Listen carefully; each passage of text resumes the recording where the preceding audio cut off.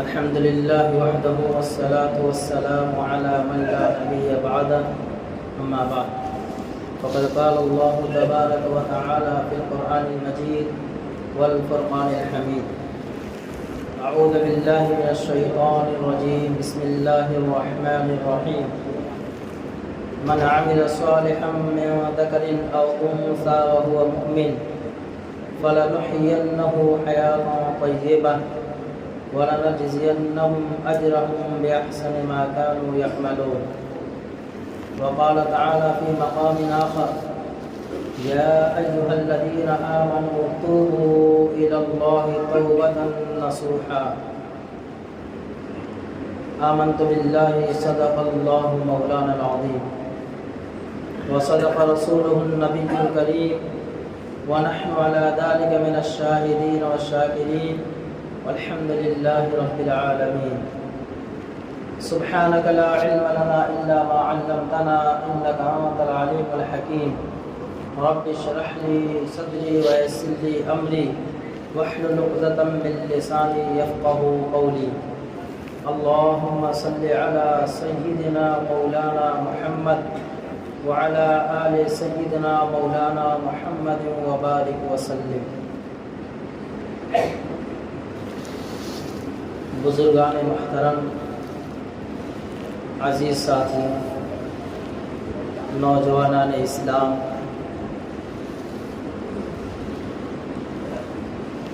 آج کا دن بلکہ یہ مہینہ شعبان المعظم کا مہینہ ہے. اس مہینے کے بارے میں حضور نبی کریم علیہ السلام نے فرمایا شعبان شہری و رمضان شہر اللہ. شعبان شہری و رمضان شہر اللہ، کہ شعبان میرا مہینہ ہے اور رمضان اللہ تبارک و تعالیٰ کا مہینہ ہے. یوں تو ہر مہینہ، ہر مہینے کا ہر ہفتہ، ہر ہفتے کا ہر دن کا ہر گھڑی گھنٹہ اللہ تبارک و تعالیٰ ہی کے بنائے ہوئے ہیں. لیکن حضور نبی کریم علیہ السلام رمضان المبارک کے استقبال میں یہ فرمایا کہ شعبان شہری، کہ شعبان میرا مہینہ ہے. یعنی جیسے اللہ تبارک و تعالیٰ نے امت مسلمہ پر رمضان المبارک کے مہینے کا روزہ فرض کیا ہے. اللہ کے رسول صلی اللہ علیہ وسلم فرماتے ہیں اس رمضان المبارک کے روزہ رکھنے کی ایک مشق، ایک پریکٹس میں کرتا ہوں شعبان کے مہینے سے. کہ شعبان کے مہینے کا کثرت سے روزہ رکھتا ہوں تاکہ رمضان مبارک میں روزہ رکھنا آسان ہو جائے. فرمایا رسول اللہ صلی اللہ علیہ وسلم نے کہ شعبان کے 29 دن کا میں روزہ رکھتا ہوں. صرف ایک دن میں افطار کرتا ہوں کہ اگلے دن رمضان مبارک کا روزہ رکھنا ہے. ایک تو اس کی فضیلت یہ ہوئی شب برات کے تعلق سے. اسی ماہ میں شب برات جو آج کی رات ہے، 15ویں شعبان کی رات، جس کو شب برات کہتے ہیں، اس کے تعلق سے امت کے اندر یا تو اتنا غلو ہے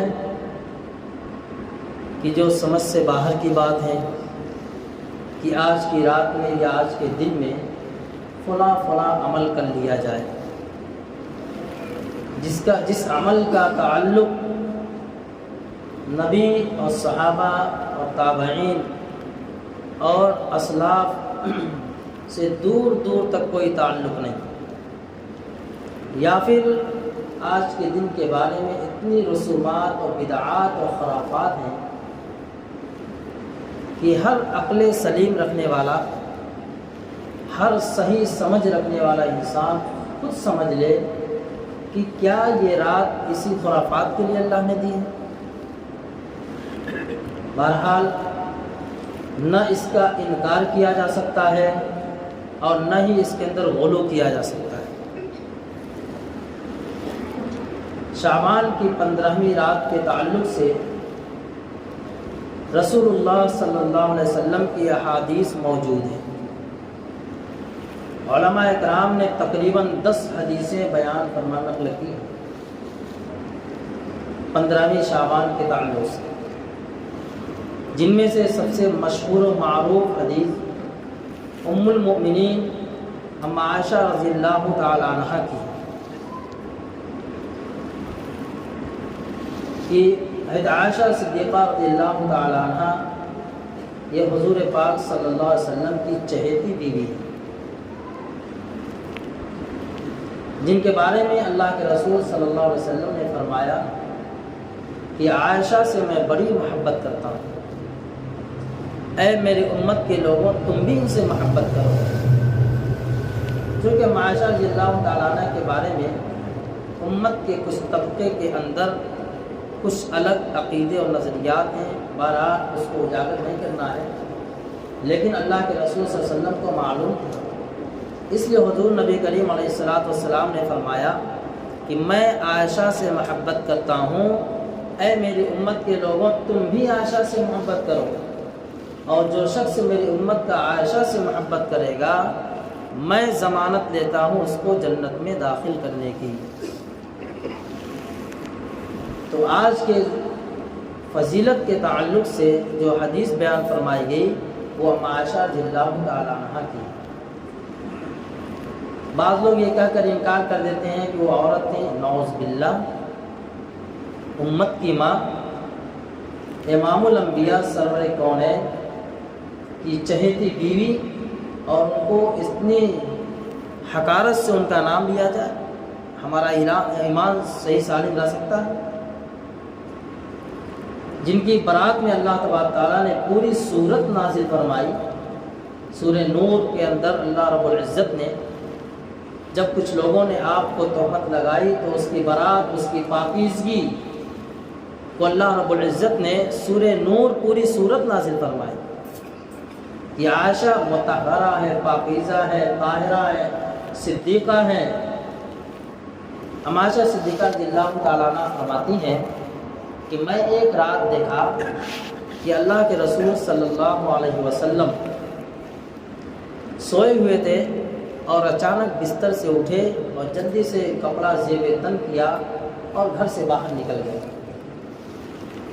جب میں نے اللہ کے رسول صلی اللہ علیہ وسلم کی اس حرکت کو دیکھا تو میرے دل میں خدشہ پیدا ہوا کہ آج میری باری ہے تو میرے محبوب صلی اللہ علیہ وسلم کہاں چلے گئے۔ عائشہ رضی اللہ تعالیٰ فرماتی ہیں کہ اسی چیز کو، اسی عمل کو میں دیکھ کر جلدی سے میں بھی گھر سے باہر نکلا اور تیزی کے ساتھ اپنے قدم کو بڑھایا، چونکہ رسول اللہ صلی اللہ علیہ وسلم کو کسی کو ڈھونڈنے کی ضرورت نہیں پڑتی، پوچھنے کی ضرورت نہیں پڑتی تھی کہ اللہ کے رسول کدھر گئے، چونکہ رسول اللہ صلی اللہ علیہ وسلم کی جسم مبارک سے ایسی خوشبو پھوٹتی تھی کہ جس راستے سے چلتے تھے، جس گلی سے چلتے تھے، اس گلی میں دیر تک خوشبو رہتی۔ اور جو اہل نظر ہیں، اہل بصیرت ہیں، جو اہل قلب لوگ ہیں، آج بھی مدینہ منورہ سے، روضہ پاک سے حضور نبی علیہ السلام کی نبوت کی روحانیت کی خوشبو آتی۔ اور بعض اہل اللہ نے یہاں تک فرمایا کہ رسول اللہ صلی اللہ علیہ وسلم جب باب جبریل باب السلام سے مسجد نبی میں اپنے حجرے میں داخل ہوتے تھے جس راستے سے، اس راستے میں آج بھی خوشبو ہے۔ اللہ ہر ایک کو رسول اللہ صلی اللہ علیہ وسلم کی زیارت نصیب فرمائے۔ فرمایا رسول اللہ صلی اللہ علیہ وسلم نے، حدیث ہے کہ جتنی رحمتیں بیت اللہ پر نازل ہوتی ہیں اور جتنی رحمتیں عرش الہی پر نازل ہوتی ہیں، اس سے 70 گنا زیادہ رحمت اللہ کے نبی صلی اللہ علیہ وسلم کے حجر مبارک گنبد خضرا پہ نازل ہوتی ہے۔ عائشہ رضی اللہ تعالیٰ فرماتے ہیں کہ میں جلدی سے تیزی سے اپنے قدم کو بڑھایا اور میں چلتی گئی یہاں تک کہ بقیع غرقت، یعنی مدینہ کا جو قبرستان ہے جنت البقیع، جو لوگ گئے ہیں انہوں نے دیکھا ہوگا، اس کا نظارہ کیا ہوگا کہ کتنی انوار و برکات، کتنی روحانیت اور کتنی رحمتیں اللہ رب العزت کی وہاں برستی ہیں۔ تو فرمایا کہ میں نے دیکھا کہ میرے محبوب صلی اللہ علیہ وسلم جنت البقیع میں تشریف فرما ہے، اور اس قبر میں جو لوگ سوئے ہیں ان کے لیے مغفرت کی دعا کر رہے ہیں۔ اللہم اغفر لأہل بقیع الغرقد، اے اللہ اس قبرستان میں سوئے ہوئے لوگوں کی مغفرت فرما۔ ہم عائشہ رضی اللہ تعالیٰ فرماتی ہیں کہ میں نے دیکھا اپنی آنکھوں سے کہ رسول اللہ صلی اللہ علیہ وسلم کی آنکھوں سے آنسو جاری تھا، تو فرمایا کہ یہ عمل جس دن اللہ کے رسول صلی اللہ علیہ وسلم کیا کرتے ہوئے میں نے دیکھا وہ 15ویں شعبان تھی، جو آج کی رات ہے۔ لیکن نبی علیہ الصلوۃ والسلام نے کو معلوم تھا، اللہ کے نبی صلی اللہ علیہ وسلم کو بہت ساری پیشین گوئیاں بتلا دی گئی تھیں جو قیامت تک آنے والی تھی۔ اب اس سے یہ اس بات کی دلیل نہیں ہے کہ اللہ کے رسول نعوذ باللہ عالم الغیب تھے۔ عالم الغیب تو اللہ رب العزت کی ذات ہے، عالم الغیب والشہادہ اللہ کی ذات ہے۔ حضور نبی کریم علیہ السلام کو جو غیب کی چیزیں، آنے والی چیزیں بتلائی جاتی تھیں وہ بذریعہ وحی بتلائی جاتی تھیں۔ آپ کے اوپر بھی وحی کا سلسلہ جاری تھا۔ اللہ تبارک تعالیٰ جبریل امین کے ذریعے سے اللہ کے نبی صلی اللہ علیہ وسلم کو آنے والی خبریں بتا دیا کرتے تھے۔ ایک بذات خود نبی علیہ السلام کا اپنا ذاتی عمل نہیں تھا، یہ نبی علیہ السلام کو اللہ تبارک تعالیٰ حضرت جبریل امین علیہ السلام کے ذریعے سے بتلاتے تھے۔ بہرحال اللہ کے رسول صلی اللہ علیہ وسلم اپنی پوری زندگی میں صرف ایک مرتبہ 15ویں شعبان میں جنت البقیع کی زیارت کی، قبرستان گئے ہیں، ورنہ نبی علیہ السلام کا قبرستان جانا کثرت سے ثابت ہے کہ آپ جمعہ کے دن جاتے تھے، ان کے علاوہ اور بھی دنوں میں، دن میں، رات میں، صبح میں، دوپہر میں، شام میں، کبھی بھی جاتے تھے۔ لیکن نبی علیہ السلام کو معلوم تھا اگر میں اس کو اپنا معمول بنا لیتا تو آنے والی امت خرافات میں مبتلا ہو جاتی، جیسا کہ آج ہم دیکھ رہے ہیں کہ آج کے دن کو قبرستان جانا لوگوں نے لازم بنا لیا، پکڑ لیا کہ اگر قبرستان نہیں جائیں گے کہ آج کے دن کا، آج کی رات کا حق ادا نہیں ہوگا۔ ایسا نہیں ہے، کسی چیز کو ضروری سمجھ لینا جو نبی علیہ السلام کے سے تواتر سے مسلسل ثابت نہیں ہے، وہ اسلام کے اندر، شریعت کے اندر بدعت قرار دیا جاتا ہے۔ ہاں کسی سال قبرستان چلا گیا، کسی سال نہ بھی جائے، کسی سال چلا گیا، کسی سال نہ جائے، اگر اپنی زندگی میں ایک بار ہی 15ویں شعبان کو اگر قبرستان چلا گیا سنت ادا ہوگی، لیکن اس کو ضروری نہ سمجھا جائے۔ ایک تو آج کی رات کے تعلق سے یہ سب، اور نبی علیہ السلام کی حدیث ہے کہ اس رات میں کچھ لوگ ایسے ہیں کہ اس رات جب 15ویں شعبان کا سورج غروب ہوتا ہے، جب 15ویں شعبان کا سورج غروب ہوتا ہے تو اللہ تبارک تعالیٰ کی طرف سے ندا ہوتی ہے، آسمان دنیا پر اللہ کی رحمت جوش مارتی ہے، اور یہ انتہائی بہترین قبولیت کی رات ہے۔ جیسا کہ عوام میں مشہور ہے جاگنے کی رات ہے، جاگنے سے مراد خرافات کی رات نہیں ہے، سیر سپاٹے کی رات نہیں ہے، پٹاخے اور گانے بازی کی رات نہیں ہے، یہ اللہ کے سامنے رونے اور یاد کرنے کی رات ہے۔ اللہ تبارک تعالیٰ کی ذات بڑی غیور ذات ہے۔ اللہ تبارک تعالیٰ اپنے بندوں سے جہاں ہے کہ 70 ماؤں سے زیادہ محبت کرتے ہیں، اس کی ایک نشانی یہ بھی ہے کہ اللہ تبارک تعالیٰ اپنے بندوں کو وقتاً فوقتاً ایسے اوقات عطا فرماتے ہیں کہ بندہ اپنی پوری زندگی میں جتنے بھی جرائم کیا ہے، جتنے بھی خرافات کیا ہے، جتنی بھی گناہ کیا ہے، اس مبارک رات میں اگر وہ توبہ کر لیتا ہے، اللہ تبارک و تعالیٰ تھوڑی سی محنت پہ اس کی زندگی کے گناہوں کو معاف فرماتے ہیں۔ یہ وہ رات ہے، فرمایا کہ جہاں پہ مغفرت کی یہ رات ہے، لیلۃ البرات اس کا نام ہے، لیلۃ المغفرہ نام ہے، لیلۃ الرضا نام ہے، کہ اللہ کو راضی کرنے والی رات، اللہ سے معافی مانگنے والی رات، گناہوں سے چھٹکارے والی رات، جہنم سے آزادی والی رات۔ جب 15ویں شعبان ہوتی ہے تو اللہ تبارک و تعالی اس رات میں پورے سال جتنے بچے پیدا ہونے والے ہیں ان سب کی لسٹ بنا دیتے ہیں، اور جتنے دنیا سے جانے والے ہیں ان سب کی لسٹ تیار کی جاتی ہے، اور کس کو کتنی روزی دی جائے گی وہ سب ایک لسٹ، ایک دستاویز تیار ہوتا ہے۔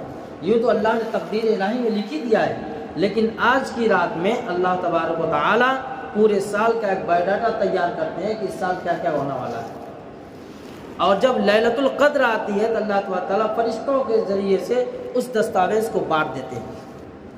تو آج کی رات میں دستاویز تیار کیا جاتا ہے، یہ دستاویز تیار کرنے کی رات ہے۔ اس رات میں ہم ایسے اعمال کریں کہ اللہ تعالیٰ کی لسٹ میں ہمارا نام جب لکھا جائے تو ہم اللہ رب العزت کی یاد میں ہوں، ہم اللہ کو راضی کرنے والے عمل کر رہے ہوں۔ اور اس رات میں اللہ تبارک تعالیٰ کے یہاں بندوں کے اعمال پیش کیے جاتے ہیں، پورے سال میں جو کچھ اس نے کیا ہے۔ یوں تو اللہ کے رسول فرمایا کہ ہر پیر جمعرات کو بندوں کے پورے اعمال، ہفتے کے اعمال اس اللہ کی بارگاہ میں پیش کیے جاتے ہیں، لیکن پورے سال کا مجموعی دستاویز اس 15ویں شعبان میں اللہ کے سامنے پیش کیا جاتا ہے۔ اس سے نبی علیہ السلام نے فرمایا کہ میں چاہتا ہوں 15ویں شعبان کی رات میں جاگ کر کے اللہ کو راضی کروں، عبادت کروں، اور جب اگلا دن آئے 15ویں شعبان کا جب دن آئے تو میں روزے سے رہوں۔ روزے کے تعلق سے بھی بہت ساری باتیں ہیں، بس اتنا سمجھیے کہ 15ویں شعبان کا روزہ رکھنا سنت نہیں ہے، مستحب ہے، اس معنی کر کے کہ شعبان کے مہینے میں اللہ کے رسول صلی اللہ علیہ وسلم کثرت سے روزہ رکھتے تھے، ہم کثرت سے نہ رکھ کر کے کم سے کم 15ویں شعبان کا ایک روزہ تو رکھ لیں۔ مستحب روزہ ہے، نہ رکھنے والے کو طعنہ نہ دیا جائے، اور جو رکھ لیا ہے اس سے ثواب سے خالی نہیں ہے، لیکن اس کو ضروری نہ سمجھا جائے کہ 15ویں شعبان کا روزہ ضروری ہے۔ جو ضروری سمجھ لے گا تو نہ سنت ہے بلکہ مستحب ہے۔ ایک مستحب عمل کو ضروری قرار دے دینا تو فرمایا کہ بدعت سے خالی نہیں ہے۔ تو جس کا جی چاہے 15ویں شعبان کا روزہ رکھ لے، بہت اچھی بات ہے، ثواب سے خالی نہیں، اللہ تبارک تعالیٰ بہترین اجر اس کو عطا فرمائیں گے۔ تو اس رات میں جہاں تمام لوگوں کی بخشش کی جاتی ہے، وہیں پہ کچھ لوگ ایسے ہیں جن کی اس رات میں بھی بخشش نہیں ہوتی۔ ان میں سے سب سے پہلا شخص وہ ہے جو مشرک شرک کرنے والا ہے، اللہ کی ذات و صفات میں شرک کرنے والا ہے۔ ساری کائنات کا پیدا کرنے والا، کائنات کے ایک ایک ذرے کو پیدا کرنے والی ذات تنے تنہا اللہ تبارک و تعالیٰ کی ہے، یہ ہمارا ایمان اور ہمارا عقیدہ ہے۔ اور ساری کائنات اللہ تبارک تعالیٰ ہی کے قبضے قدرت میں ہے، وہ جب چاہے جو چاہے کرتا ہے، کرتا رہے گا، اسے کوئی روک نہیں سکتا، کوئی ٹوک نہیں سکتا۔ یہ ایک مسلمان، سچے اور پکے مسلمان کا عقیدہ اور ایمان ہے۔ تو اللہ تبارک تعالیٰ کی ذات اور صفات میں کسی کو شریک نہ کیا جائے۔ اولاد دینے والی ذات اللہ کی ہے، رزق دینے والا اللہ رب العزت ہے، رزاق بھی اللہ ہے، خلاق بھی اللہ ہے، حاکم بھی اللہ ہے۔ اسی طریقے سے تمام چیزوں کی بیک وقت مجموعی طور پہ خبر رکھنے والا اللہ رب العزت کی ذات ہے۔ اللہ تعالیٰ کی ذات علیم بذات الصدور ہے، اللہ کی ذات علیم و خبیر کی ذات ہے، جس کو تمہارے ہر حرکات و سکنات کی خبر ہے۔ تم چھپ کر کے کیا کرتے ہو، علانیہ کیا کرتے ہو، اپنی زبان سے کون سا عمل کرتے ہو، اپنی آنکھوں سے کون سا عمل کرتے ہو، تمہارے سینے کے اندر جو گدگدی ہوتی، جو ایک ارادہ بنتا ہے، اللہ تبارک تعالیٰ کو اس کی بھی خبر ہے۔ وَحُصِّلَ مَا فِي الصُّدُورِ، تمہارے دل و دماغ میں جو وسوسے آتے ہیں اس سے پہلے اللہ تبارک تعالیٰ کو اس ارادے کو، اس وسوسے کی خبر ہوتی ہے۔ اللہ کی ذات ایسی علیم ذات ہے جو ہر چیز کا جاننے والا، ہر چیز کی خبر رکھنے والا اور ہر ایک کی سننے والا۔ یہ ہمارا عقیدہ ہے۔ موت و حیات کا مالک اللہ ہے، اولاد دینے والی ذات اللہ کی ہے۔ کسی کو دینے پہ آ جائے تو لڑکا ہی دیتا رہ جائے، اور کسی کو دینے پہ آ جائے صرف لڑکیاں ہی دے، اور کسی کو دینے پہ آئے تو دونوں دے، اور کسی کو چاہے تو اللہ بانجھ رکھ دے۔ یہ اللہ کی قبضے قدرت ہے، اولاد دینے والی ذات اللہ کی ہے۔ آج ہم پریشان ہوتے ہیں تو دنیا کے دروازے کھٹکھٹاتے ہیں، اللہ کہتا ہے میں دینے والا ہوں، دینے والا میں ہوں، سننے والا میں ہوں، تمہاری ضرورتوں کو پورا کرنے والا میں ہوں، رب العالمین میں ہوں۔ رب اس کو کہتے ہیں جو پیدا بھی کرے ذمہ داری بھی لے۔ اللہ نے ہمیں پیدا کیا، اللہ ہی نے ذمہ داری لی۔ تو جب اللہ تبارک تعالیٰ ہر ایک کی سننے کے لیے تیار ہے، ہر ایک کو دینے کے لیے تیار ہے، تو ہم کیوں دوسرے کے دروازے کھٹکھٹائیں؟ اللہ رب العزت نے کہا وَالْأَرْضَ فَرَشْنَاهَا فَنِعْمَ الْمَاعِدُونَ، زمین اللہ نے بنائی ہے، میں تمہارے لیے ڈھونڈو اللہ کا رزق، اپنے حلال رزق کو تلاش کرو، اللہ دینے والی ذات اللہ کی ہے۔